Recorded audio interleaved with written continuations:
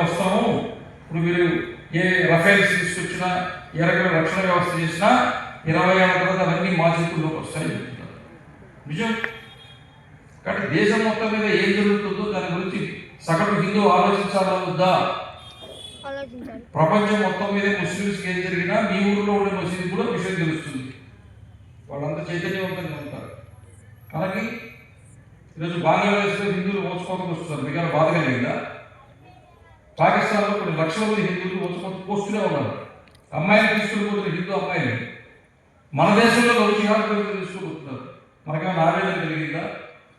సమాజాన్ని గురించి ఆలోచించాలి.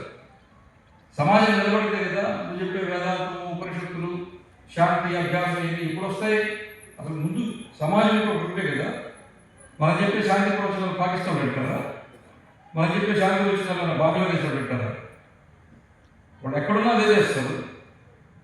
మన దేశం మీద దండయాత్ర దాడి చేస్తున్నారు. వాళ్ళు రామాయణ జాతకాలం జరిగింది, రామరావణం 10 రోజులు, మహాభారతం జరిగింది 18 రోజులు.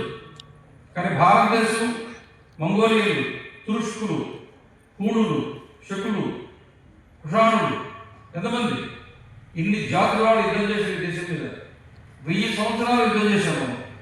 1000 సంవత్సరాలు చిట్టు చివరిగా వచ్చిన డచ్ వాడు, ఫ్రెంచ్ వాడు, బ్రిటిష్ వాడు అందరిలో యుద్ధం చేశాం. ఒక ముస్లింలే మన దేశంలో 8 కోట్ల మంది హిందువులు చంపేశారు. తెలుసా ఎంతమంది? 8 కోట్లు. 8 కోట్ల మంది హిందువులు చంపేవాళ్ళు.